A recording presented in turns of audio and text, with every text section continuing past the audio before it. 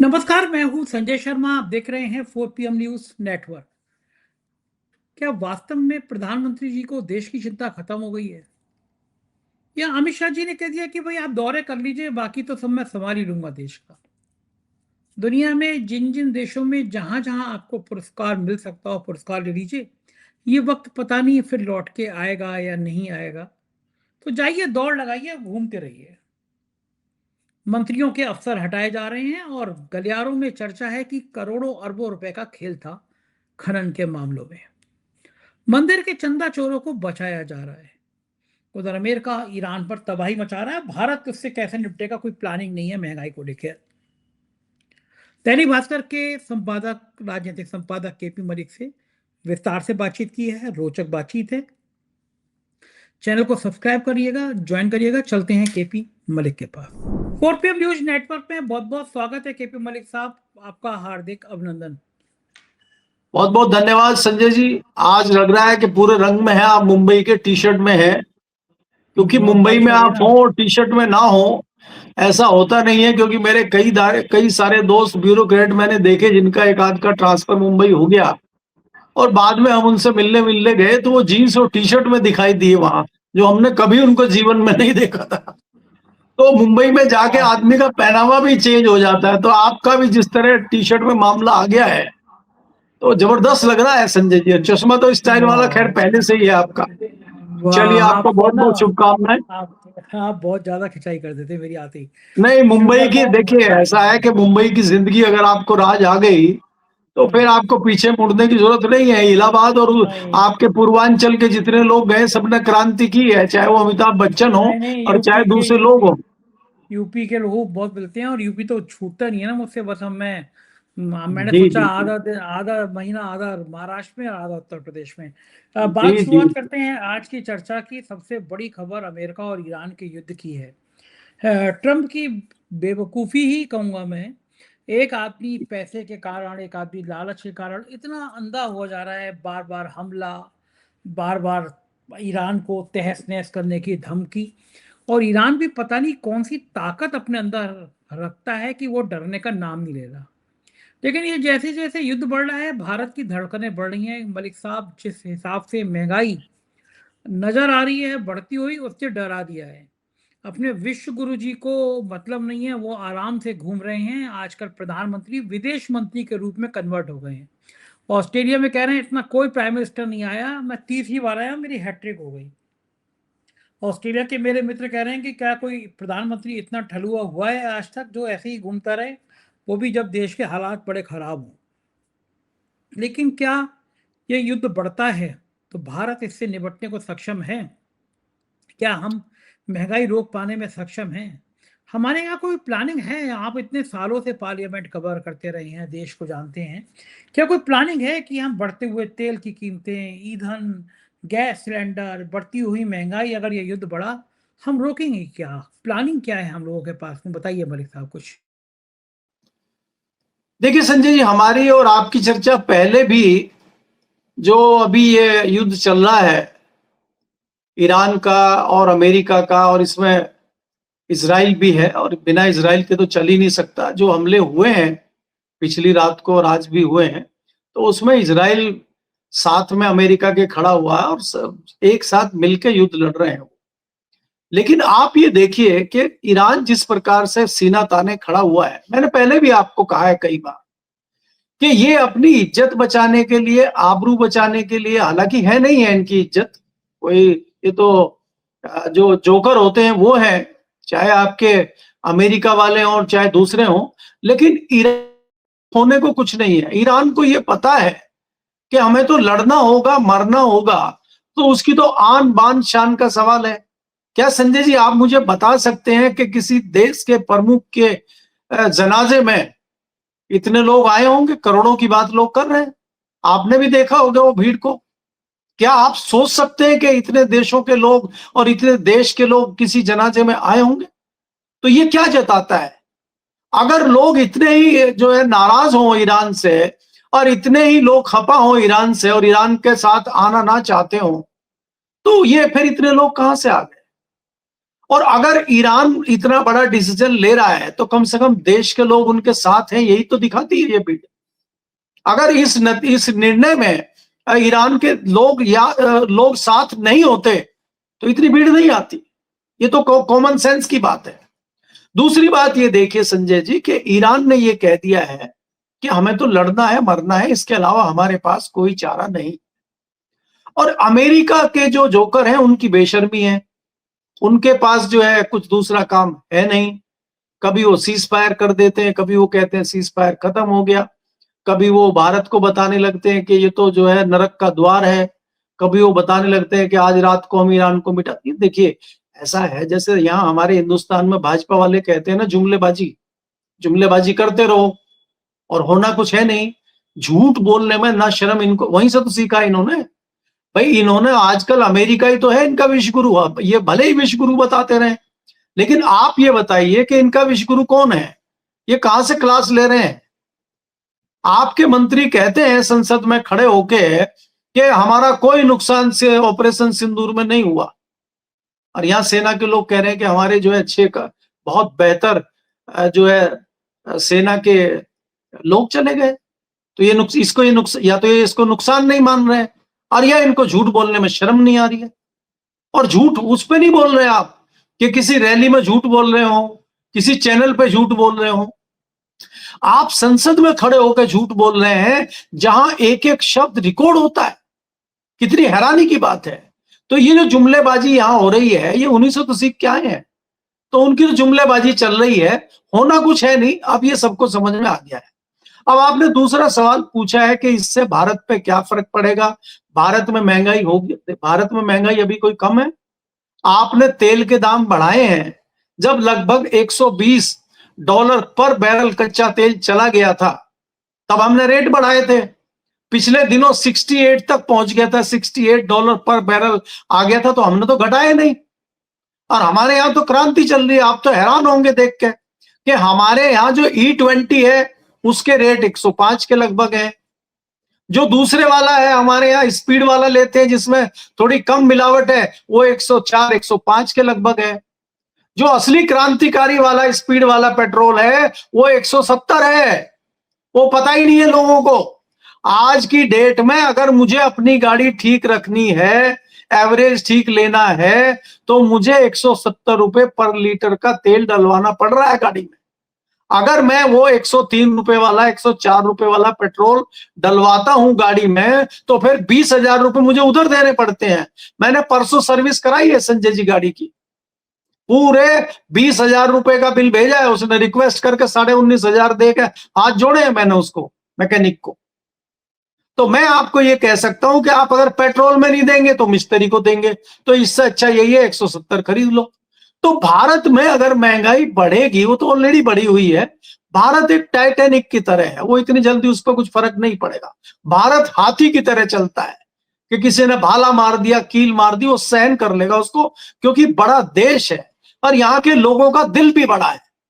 इसीलिए आप देखिए कि बेशर्मी नेताओं की है, चाहे आपका मंदिर हो, चाहे सरकार का कोई हो। आप देखिए जरा सी बारिश हुई नहीं है और 12 हजार करोड़ के जो हाईवे बने थे वो धड़ाधड़ धस रहे हैं, धड़ाधड़ धस रहे हैं। और इनकी बेशर्मी देखिए कि हमने ऐसी स्पेस टेक्नोलॉजी की सड़कें बनाई हैं, अमेरिका में भी ऐसी सड़कें नहीं है। आइए देखिए, कर लो, इनको दिखा लो सड़क। तो इनके पास कहने को बहुत कुछ है, करने को इनके पास कुछ नहीं है। जिस प्रकार से लूट मची हुई है, चाहे वो अयोध्या मंदिर हो, आपने पिछले दिनों सुना होगा केंद्र के एक मंत्री के यहां से 4 अधिकारियों को हटा दिया, जिसमें नौकरशाह हैं 3 और एक है प्राइवेट जो राजनीतिक व्यक्ति होता है मंत्री का। चारों को एक साथ हटा दिया और मंत्री जी को पता नहीं है। मंत्री जी कश्मीर में घूम रहे हैं, फिर वो आते हैं रात को, अरे ये क्या हो गया। यहाँ ये हो रहा है, यहां मंत्रालय का सेक्रेटरी जो है वो पीएमओ को रिपोर्ट कर रहा है, मंत्री जी को पता ही नहीं है। हमारे करीबी दोस्त मंत्री हैं, उनका पिछले दिनों जो है उनका अधिकारी हटा दिया और नया अधिकारी ज्वाइन कर लिया, और हफ्ते 10 दिन तक मिलने ही नहीं आया मंत्री जी से। मंत्री जी कह रहे हैं भैया नमस्ते, अब काम तो मेरे साथ ही करना, मेरे साथ एक चाय तो पी लो कम से कम। बोला मेरे पास अभी समय नहीं है, मुझे पीएमओ में फाइल भेजनी है, मैं 1-2 दिन में देखता हूं। ये हाल है भाई साहब। तो आप सोच कर चलिए कि ये काम कैसे हमारे देश में हो रहा है। प्रधानमंत्री जी विदेश मंत्री का भी काम कर रहे हैं, प्रधानमंत्री जो है सारी पॉलिसी का भी काम कर रहे हैं, सब कुछ तो प्रधानमंत्री जी कर रहे हैं, विदेश के दौरे भी चल रहे हैं। और आजकल दबी जबान में तो खबरें यहाँ ये चल रही है कि अमित शाह जी ने इनको फ्री कर दिया है कि जल्दी जल्दी रिकॉर्ड बना लीजिए अवार्ड लेने का और विदेश जाने का, क्योंकि हो सकता है कि थोड़े दिन बाद ये मौका ना मिले, क्योंकि स्थिति इस तरह की बन रही है। और आप देखिए भी प्रधानमंत्री जी 12 तारीख को लौटेंगे, 20 तारीख से मानसून सेशन शुरू हो रहा है संसद का और विपक्ष खिंचाई करेगा। तो इन परिस्थितियों में क्या एक माहौल देश में बनेगा, तो आप देखिएगा। राम मंदिर का तो आपको पता ही है जिस प्रकार से राम मंदिर में हुआ है। चंपत राय जी ने कह दिया है साहब कि जैसे ही एसआईटी की पूरी रिपोर्ट आ जाएगी तब मैं बताऊंगा कि कब क्या करना है, मैं उससे पहले मैं नहीं बोलूंगा। उनकी भी चिट्ठी आपने देखा होगा चंपत राय जी की। चंपत राय जी ने पूरा मोर्चा ले लिया, वो हटने को तैयार नहीं है। अनिल मिश्रा ने कह दिया हम भी नहीं हटेंगे अगर वो नहीं हट रहे हैं तो। और गिरी महाराज जो है पुणे से, वो भी पहुंच गए अयोध्या, वो कह रहे हैं जब ये नहीं हट रहे तो मैं इस्तीफा क्यों दूं। तो ये चल रहा है मामला। मलिक साहब, कांग्रेस के बड़े फायर ब्रांड प्रवक्ता हैं, बहुत तेज तर्रार प्रवक्ता हैं सुरेंद्र प्रताप सिंह। और सुरेंद्र प्रताप सिंह जी वो हैं कि जब एक बार बीजेपी ने मना कर दिया था कि हम अपना पैनलिस्ट तब भेजेंगे जब सुरेंद्र प्रताप सिंह नहीं होंगे, लेकिन बीजेपी का मानती है, कांग्रेस वो उसने भेजा नहीं और कांग्रेस से भी कहा हम हटाएंगे नहीं। सुरेंद्र जी ने आज, सुरेंद्र सिंह राजपूत ने आज एक प्रेस कॉन्फ्रेंस की है दिल्ली में, उसमें लिखा है कि राजस्थान के व्यापारी दिलीप सिंह राठौर के पास पत्थर की खदान के ठेके हैं। राठौर का कहना था कि मैं राम मंदिर के लिए मुफ्त में पत्थर देने को तैयार था, लेकिन राम मंदिर निर्माण से जुड़े लोगों ने पत्थर लेने से मना कर दिया और फिर 500 रुपए स्क्वायर फीट के दाम पर पत्थर खरीदे गए। एलएनटी ने कहा था हम 1 रुपए में मंदिर निर्माण कर देंगे, फिर निर्माण में 2100 करोड़ रुपए कैसे लग गए। आज ट्रस्ट दान के आभूषण दिखा रहा है, लेकिन सवाल है बाकी छोटे छोटे आभूषण कहाँ हैं। सिंधी समाज की तरफ से दी गई 200 किलो की चांदी की ईंटें कहाँ हैं। निर्मोही अखाड़े ने मंदिर आंदोलन के समय कहा था कि बीएचपी के लोग 1500 करोड़ रुपए का चंदा खा गए, वो कहाँ है। नरेंद्र मोदी, बीजेपी, आरएसएस ने सबसे बड़ा पाप यह किया कि ट्रस्ट को राजनीतिक अड्डा बना दिया और उसमें धर्माचार्य को नहीं रखा। शायद ट्रस्ट में धर्माचार्यों को इसलिए रखा गया क्योंकि इन्हें लूट करनी थी, ये कांग्रेस का आरोप है।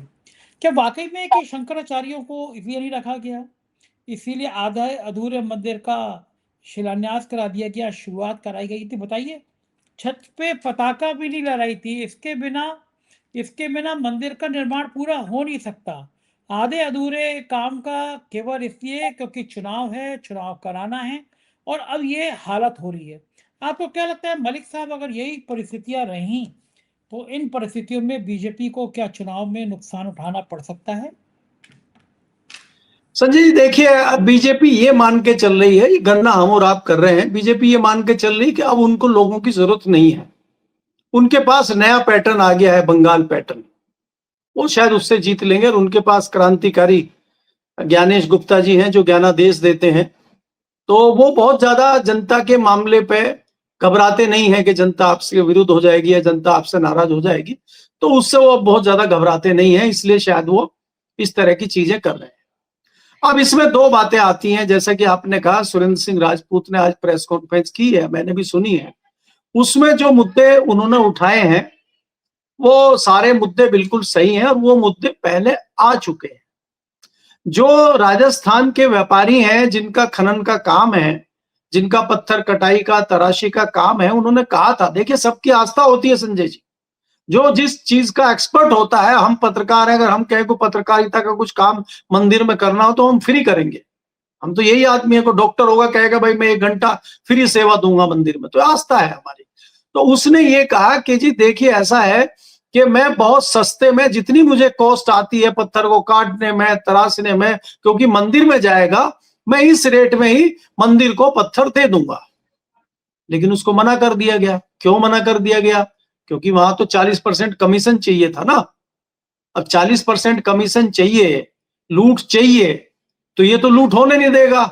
जो खुद नहीं ले रहा है, खुद नहीं अपना पैसा ले रहा है, अपना लाभ नहीं ले रहा है, अपना फायदा नहीं ले रहा है, तो आपको कहां से देगा? तो इसलिए इससे तो कोई फायदा है नहीं, तो इसलिए इससे नहीं लिया गया और इससे कई गुना ज्यादा कीमत पे दूसरे लोगों से पत्थर लिया गया। एलएनटी कह रहा हम 1 रुपए में बना देंगे, तो भाई अगर 1 रुपए में बना देंगे तो हमारी जेब में तो कुछ नहीं आएगा ना। तो इसलिए हमें अब आप ये बताइए, जिस तरह से आपने गार्ड लगा रखे हैं, कई लोग ये कह रहे हैं कि मेरी गार्ड की एजेंसी है, हम मंदिर में फ्री गार्ड लगा देंगे। ये कह रहे हैं हमें लगाने ही नहीं आपके, हम तो फलानी कंपनी से लगवाएंगे, 40 गार्ड लगाएंगे और बिल भेजेंगे 140 का, तभी तो हमें देगा अगला। भाई अगला यहां से पैसे लेगा तो हमें देगा, और नहीं लेगा तो कहां से देगा। ये अभिषेक उपाध्याय ने और बाकी लोगों ने पूरा बड़ा इंटरव्यू उन व्यापारी का चलाया था, उसमें सारी बात खुल के आ गई है और उन सवालों के जवाब अभी तक मिले नहीं है। संजय जी, बड़ी हैरानी की बात है, जहां मंदिर में बात कर रहे हैं कि 2400 करोड़ के लगभग जो है बनाने में लगा, 400 करोड़ लगभग उसके जो है चलाने में लग रहा है, उसके नियंत्रण करने में लग रहा है, तो 2800 करोड़ रुपया जहां खर्च हुआ है मंदिर में, वहां ऐसा ढंग का सीसीटीवी नहीं है हमारे पास जो 6 महीने की साल भर की रिकॉर्डिंग रखता हो। मात्र 40 दिन 39 दिन की रिकॉर्डिंग मिल रही है, और उसमें ये रिकॉर्डिंग मिल रही है कि जो ये टिन्नू और वो दूसरे मिश्रा फलाने छोटे मोटे जो चोरी चकारी दिख रही है, उसमें बाकी चीजें नजर नहीं आ रही। तो ये क्या बात गले उतरती है कि आप इतना हाई टेक्नोलॉजी मंदिर बनाते हो, आधुनिक जमाना है, और आज आपके सीसीटीवी में 40 दिन से ज्यादा फुटेज नहीं आ रही है। ये आपको बात हजम होती है? बहुत सारे सवाल खड़े हो रहे हैं, और आज तो एक नया सवाल खड़ा हो गया है कि जो जो वहां पे एसआईटी बनी है, उसके जो चीफ है, उनके ऊपर ही आपराधिक मामला चल रहा है, उनके ऊपर ही बेईमानी का मामला चल रहा है जब वो मेरठ में थे। तो जो व्यक्ति खुद कहीं दबा हुआ हो किसी जांच में है, वो कैसे दूध का दूध और पानी का पानी करेगा? तो ये तो दाल काली नहीं है, तो दाल में कुछ काला नहीं, पूरी दाल ही काली है। आप जहां भी देखते हैं, जहां से भी जरा सा आप जो है किसी कमरे में या किसी बिल्डिंग में जहां जरा सा हाथ मार के देखते हैं, वहीं पूरा पत्थर नीचे गिर जा रहा है, सब दीवार खोखली है। ये हाल हो गया है। आप कहीं भी कुछ भी जरा सी जांच करके देखेंगे, वहीं चोरी चकारी डकैती निकल रही है। और वो डकैती चाहे लखनऊ हो, चाहे दिल्ली हो, चाहे देश का कोई भी कोना हो। आप देख रहे हैं ना, हाईवे पे आज लगातार फोटो आपको आ रही है अलग अलग हाईवे से, आपके मुंबई से भी आई है। मुंबई में पुल के साथ किस तरह से एक धराशायी हो गया है जरा सी बारिश में। कोई इतनी भारी बारिश नहीं हुई है कि आज तक कोई ऐसी बारिश नहीं हुई, इससे ज्यादा बारिश हुई है। और हैरानी तब होती है कि जो 80 साल पहले 100 साल पहले अंग्रेज निर्माण करके चले गए, वो निर्माण सीना ताने खड़े हैं अभी भी, और हमारे जो साल भर पहले बने, 2 साल बने, वो धराशायी हो रहे हैं। इसका क्या कारण है? इस पे कौन विचार करेगा? ये बहुत सारी चीजें हैं संजय जी, जिससे सरकार के ऊपर उंगलियां उठ रही हैं, लेकिन सरकार को कोई लेना देना नहीं है। देखिए, जिन धर्मेंद्र प्रधान के ऊपर सारा मामला चल रहा था, ये हो रहा था कि भाई इनका इस्तीफा दिलाया जाए, नीट की परीक्षा होगी, फलाना होगी, खत्म हो गया मुद्दा, कोई नहीं जान रहा है। धीरे धीरे एक नया मुद्दा आ जाएगा, अभी पार्लियामेंट के आसपास मंदिर मुद्दा भी दब जाएगा, कौन रोज चर्चा करे? तो इसलिए ये जानते हैं कि इतना पका दो चीजों को कि सामने वाले थक जाए कर। अब वो जो लड़के जंतर मंतर पे धरना दे रहे हैं कॉकरोच पार्टी के, वहां पे ये कर दिया है कि भैया आप तिरपाल नहीं ले जा सकते, आप गद्दे नहीं ले जा सकते। आप देखिए 24 घंटे से बारिश दिल्ली में चल रही है, क्या आप ये कुछ नहीं लेके जा सकते वहां पे? उनका पानी रोक दे रहे हैं, मजबूरन उनको वहां से भागना पड़ता है, किसी को पानी पीने, किसी को खाना खाने। फिर उनके लोग जाते हैं, वो कहते देखिए खाली हो गया, कॉकरोच भाग गए, कॉकरोच भाग गए। ये प्रोपगेंडा भारतीय जनता पार्टी के लोग चला रहे हैं, क्योंकि ये सीधी लड़ाई तो जीत नहीं सकते, इसलिए इनके छद्म युद्ध अलग अलग जगहों पे चल रहे हैं। तो इसलिए दूसरा अंत में आपने जो पूछा था सवाल महंगाई का, महंगाई, भयंकर महंगाई देश में चल रही है। कोई ऐसा क्षेत्र नहीं है जिसमें लोग परेशान ना हो, लेकिन लोग ये है कि करें क्या? कोई सवाल का जवाब दे नहीं रहा, आरटीआई का जवाब दे नहीं रहा, किसी से सवाल पूछो कुछ है नहीं, विधायक से सवाल पूछो जय श्री राम बोल रहा है, मंत्री जी से बोलो वो जय हनुमान बोल रहा है। आजकल तो हनुमान जी को नचा दे रहे हैं, आप देख रहे हैं। तो ये तो भगवान का नाम लिला रहे हैं, भगवान का नाम लो, मस्त रहो। देखिए आपको 5 किलो राशन आपको भी शुरू हो जाएगा अभी, क्योंकि मध्यम वर्ग को मिल नहीं रहा है 5 किलो। कह रहे हैं आप चिंता ना करो, 5 किलो राशन की व्यवस्था आपकी भी करा दे रहे हैं। अरे आप क्या कराओगे? जब हम गरीबी रेखा से नीचे आ जाएंगे तो वो तो ऑटोमेटिकली हो जाएगी। लेकिन आप अभी तक दावा कर रहे हैं कि 80 करोड़ लोगों को दे रहे हैं, और अभी जो बाकी लोग उस दायरे में आने वाले हैं, तो फिर कितने, ये तो फिर 140 के लगभग 130 करोड़ लोग पहुंच जाएंगे। तो सारे ही 5 किलो राशन पे जिंदा रहेंगे क्या? और प्रधानमंत्री 6,000 रुपए किसानों को तो दे रहे हैं, तो बाकी जो हमारे भाई बंद किसान है उनको 6 रुपए मिल रहे हैं, 6,000 रुपए मिल रहे हैं, और बाकी को 5 किलो राशन मिल रहा, तो बम बम चल रहा। और जरूरत क्या है बाकी चीजों की? बाकी चीजों की तो जरूरत है नहीं। जी असल में मलिक साहब, सरकार बड़े ओवर कॉन्फिडेंस में है कि जब भी विपक्ष की सरकार या तो बनने नहीं देंगे, बनी तो हम तोड़ लेंगे। SIR है ही, ज्ञानेश कुमार की गंगा है ही। बंगाल में जो उन्होंने ममता बनर्जी की पार्टी के साथ सलूक किया, वो तो हाई कोर्ट ने थोड़ा बहुत हस्तक्षेप कर दिया, वरना पार्टी खाने खाने को, दाने दाने को मोहताज हो जाती। क्या देश की जनमानस को ये नजर आ रहा है कि किस तरह ये चुनी हुई सरकारों को तोड़ने हैं, सांसदों को तोड़ने हैं, जिन आपके ऊपर भ्रष्टाचार का आरोप लगाते हैं उनको अपने संग शामिल कर लेते हैं? ये भ्रष्टाचार की जो गंगा बनते जा रहे हैं, इस गंगा का कभी तो अंत होगा। इनको ये लगता नहीं है कि जनमानस कभी तो नाराज होगा, कभी तो रिएक्ट करेगा? ये निश्चित होकर बैठ गए कि हमारा कुछ नहीं होगा, हम जो चाहेंगे वो करेंगे।